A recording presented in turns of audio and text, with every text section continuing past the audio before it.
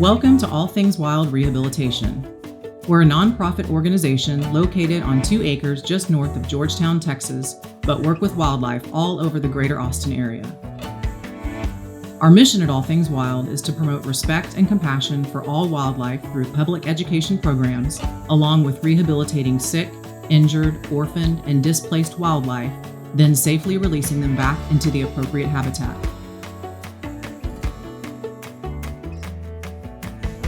With the growth of Austin and its surrounding communities, each year we have seen an exponential increase in the number of animals needing rehabilitation. In 2020 alone, we took in approximately 2,000 animals, representing over 60 different species. We're excited to give you a virtual tour of our facilities so you can get a behind-the-scenes look at everything we do. So, what happens when someone finds an animal that they believe needs assistance? Well, the first thing we recommend is to just give us a call. Before we take in an animal, we like to find out more about the situation and assess if it's appropriate and safe to remove the animal. Once we believe the animal is in need of assistance and safe to handle, we'll ask the rescuer to contain the animal and bring it to our facility.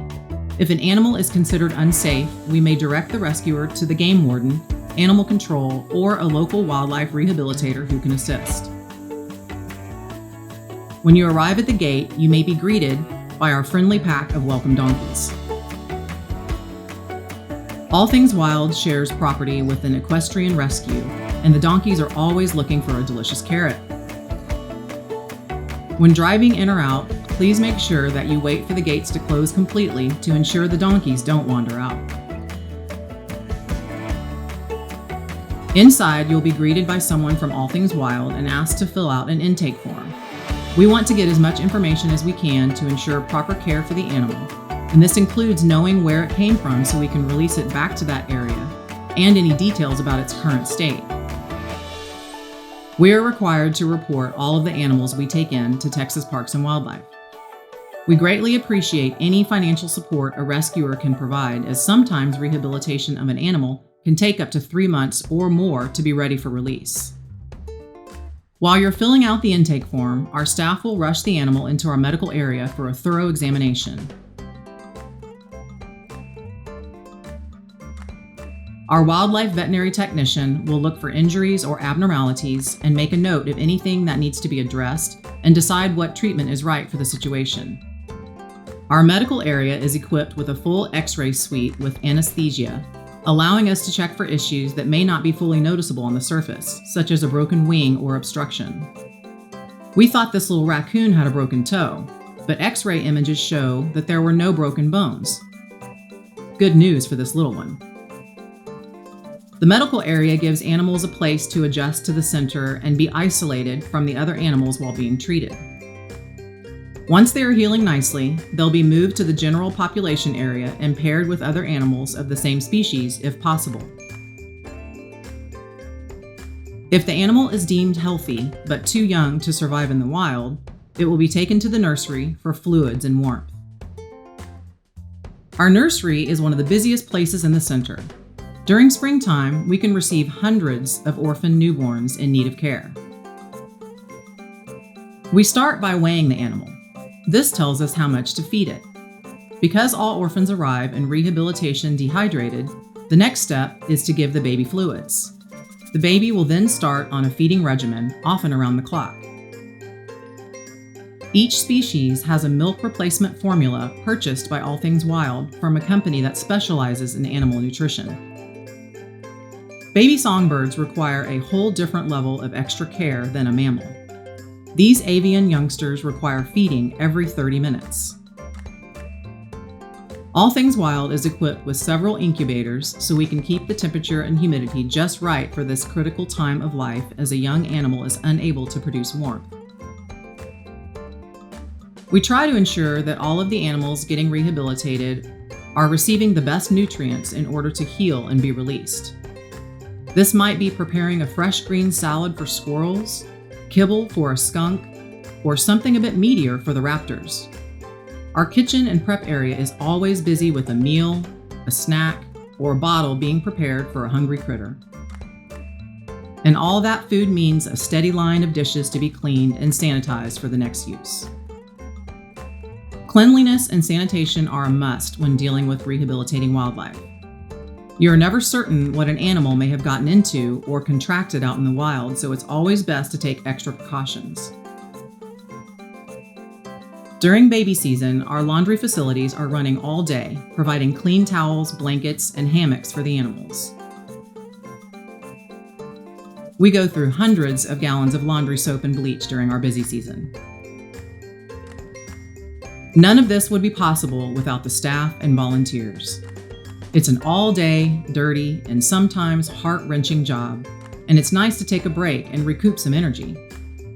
In the center, we have a staff kitchen and lounge area complete with refrigerator, water cooler, snacks, and a full shower to keep everyone going strong through the day. We also have a growing library of wildlife books to learn more about the animals in our care. Our outdoor enclosures provide a place for growing animals to become accustomed to being outside before release, and also give our educational animals some more enjoyed sunshine and exercise. This building is for our education raptors that are being trained to assist in education programs. These raptors are unreleasable due to injuries or other factors that prevent them from surviving on their own. Because they'll spend their lives in captivity, we want to give them a special place to live. Our raptor enclosure is for injured raptors to have a place to fly and get sunshine while they're healing. The enclosure has plenty of spaces to meet the needs of each individual bird, and as the bird gains more of its abilities back, it can graduate to a larger enclosure with more space. Once it's in the largest enclosure and has flown for a period of time, it will be released back into the wild, preferably in the area where it was originally found. Along with the raptors, we have 2 enclosures for small birds, one for doves and pigeons and the other for songbirds. Here in the enclosure, feathered babies learn to fly and to feed themselves before being released to the wild. Our possum enclosures provide a nest box and some climbing branches for the young joeys to stretch their legs on. Possums are nocturnal creatures, so you won't usually see them hanging around during the day. They prefer to spend that time napping, and instead wake up and have a bite to eat in the evening. As adorable as they are, raccoons are inquisitive, busy creatures who love to dip toys in the water and make a huge mess. We try to keep those hands busy by providing lots of entertainment choices. Everything from swimming pools and rope ladders to softballs and even an old pair of jeans. Once they're grown enough to move to our outdoor enclosures, cleaning becomes a difficult and time-consuming undertaking.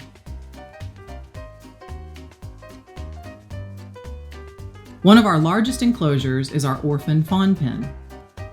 This secure pen is an open and private area for fawns to graze and grow together until they're big enough for release with minimal interaction from humans. A typical fawn requires 6 months of care before it can be released and survive on its own, which ends up costing a small fortune in fresh vegetables and kibble made especially for the deer. Our skunk enclosure, known as Stinky Town, is made extra deep compared to other enclosures. Skunks are diggers. Their feet are like little shovels, and they often make a burrow in which they spend their days because they're also nocturnal. In the evening, they'll eat any insect that ventures into their enclosure, and as a special fun fact, skunks love scrambled eggs and cottage cheese.